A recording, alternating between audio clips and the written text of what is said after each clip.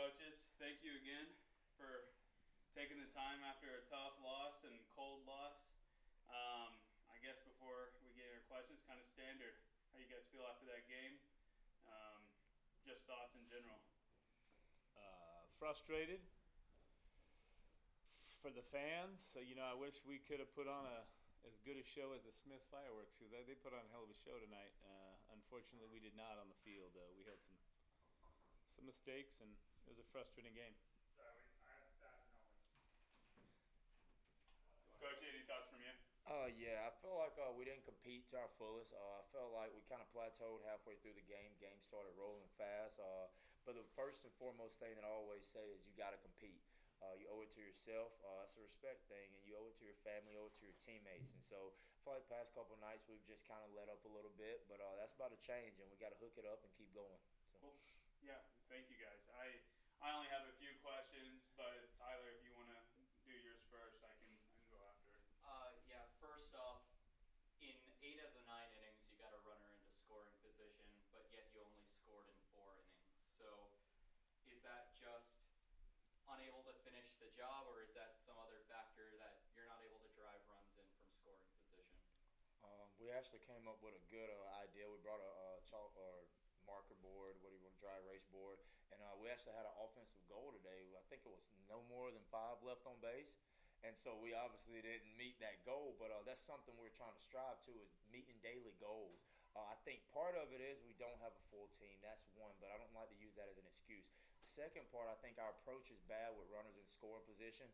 We get behind in a lot of counts, and we just don't finish the job, and that goes back to competing. And so we just got to get in, have gritted out, and basically just have better at-bats for runners in scoring position. You want to? No, keep going if you have any more. Basically, 8th inning, Brett Bramlett comes into the game and, I'll put it simply, can't throw strikes. Is that something that,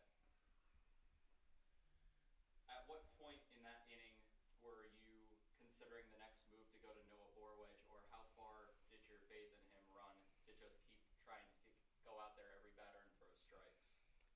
So I wanted to give every kid the opportunity to kind of work through a jam, because one thing, you got to have a support system in life, and you got to have somebody that cares about you, and that's what makes you successful. And so us as coaches on the side, we're supporting him, but when it got to the point where I felt like he just couldn't get a strike over and he started kind of aiming the ball, that's when I felt like it was time to get him out of there, because I feel like he's not playing at his fullest potential then. And so I felt like when I saw the fastball velo drop a little bit, the spin on his breaking ball wasn't as sharp, I thought it was the right time to get him out of there. Cool. Yeah, are you good with your questions? You have one more, maybe? Yeah, I mean, slightly better today than 2 days ago, but 5 errors today, 7 errors yesterday. When it comes down to the fundamentals of fielding and throwing, where does that start? Is that just being experienced and having chemistry with the team, or is that just needing to go out there and get more reps? Yeah, we definitely need more reps with it. A lot of it comes from new guys in different positions, new teammates, lack of communication. Momentum. We're a big momentum team. We gained on our momentum our opening day, and that fly ball to right field, that was a questionable, catch. I don't know. That was a momentum changer, huge, right? I mean, we could have had a 1-run game. We turned it into a bad inning, and they scored 11 in 3 innings. The final 3 innings of the game, you can't allow any team to score 11 runs on 3 hits. So that's a big factor. Of course. You good? I'm good. Sweet. We go to Spearfish Monday. We have one more game here. Obviously, we want to take care of business here before we head on the road. How important is this game tomorrow to really set a tone going into Spearfish on Monday? Well, I say it's probably the most important game of the season so far. And the reason for that is we played bad the past 2 nights, and we've got to find that guy in the clubhouse that's going to make it turn around. We got to find that guy that's going to stop the bleeding, and I think guys are looking around in the dugout as who is that guy, who's that player that's on the field as a coach. And so we're on the side, and we're trying to make calls, and like you said, we got guys in different positions, but that doesn't stop you from competing as well. And so with that being said, we just need more reps. Don't want to use that as an excuse, because the same thing goes for other teams as well. And so when I go back and look at the box score, I just think we don't play defense in the crucial moments to our best, and that's what hurts us. And I think we kind of throw the ball around, and that's something we're going to try to kind of nip right there and just try to get guys in better spots to be successful. Very good, very good.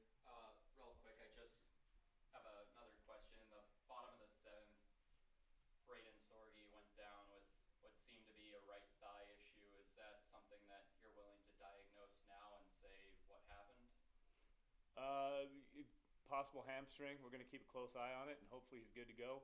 You know, he's going to try to rehab as much as he can tonight, and we'll see how it looks tomorrow morning. I know you spoke a little bit about finding that guy to really kind of push past when we're bleeding and really stop that bleeding. In your opinion, I know we've only had a couple games, and you know, as diehard fans ourselves, being a part of the organization, who do you feel is starting to become that leader in the dugout, and why do you think that is? And you guys have two separate answers if you have. You can go first. You know what? We got a couple guys that want to compete. Obviously, like us, we don't like to lose, and we want to compete. I think Tyler Skelton's he's a competitor. He's played every inning so far in all 3 games, and he's a competitor. He gets guys up, and he'll get on them. You know, he'll let them know where we're supposed to be at the right time. I would go with probably Skelton as one of our leaders. I would say I would give it to 2 guys. I'd definitely go Tyler Skelton. He's our leadoff guy. He sets the tone for us, and I think on defense, he is our leader on defense, and I think the communication aspect of it has to be better. But as far as a leader on the field, Tyler would definitely be our leader. I think our overall leader is Nick McCullum, our pitcher, the guy that threw the first night. I just know he comes out, he has a different demeanor, and he's always uplifting guys in the dugout. He's a very positive guy, and he's always looking for other ways to make guys better, no matter what that is. And so with that being said, I would say those 2 guys are probably the leaders of the team. Awesome. Yeah, I know you guys speak highly of Skelton and McCollum. You know, McCollum threw 12 Ks his first outing. I think we're all kind of excited to see what he does next. Could we potentially see him tomorrow? You don't have to give any leaks if you don't want to. Unfortunately, you probably won't see him tomorrow due to pitch count rules, but you know what? We're going to come out and compete, and we want the fans to come out and enjoy this. I know it's been a couple cold nights, but you know, we don't want to lose the fans early. We want them to come out. We're thankful for all the fans that come out and support us right now, and come out tomorrow night, and we'll put on a good show. We're always here to compete, and we're not going to give them a bad show. We're ready to go. Right. And I will say, Nick, we'll be back on the bump really soon. So, yes. So. Obviously, we have some good guys that throw filthy. You know, throwing strikes is you know, an integral part of the game. So hopefully we can have Nick really step up and really teach these guys and really show them the way. So. You know what? We'll be good. Pitching's a big mental game. It is. And they got a brand new guys behind them. You lose some trust. You think you got to do everything by yourself on the mound, so you put a little more pressure on yourself. Not throwing in front of crowds this big sometimes gets a little added pressure. So, you know what? We'll be good. We'll be good. I just have one more, and it's about Caden Cardoso on the mound. He had an excellent night, got the win on opening day. He comes in, allows basically 1 base hit, 1 runner to score, but other than that, got 2 relatively quick outs. Is he somebody that you're going to continue to go back to in the future in a tough spot? Yes, he's someone we designate as our fireman. And the first reason why is because he throws strikes. Definitely when you got a guy coming out of the bullpen, you need strike 1. That's the best pitch in baseball.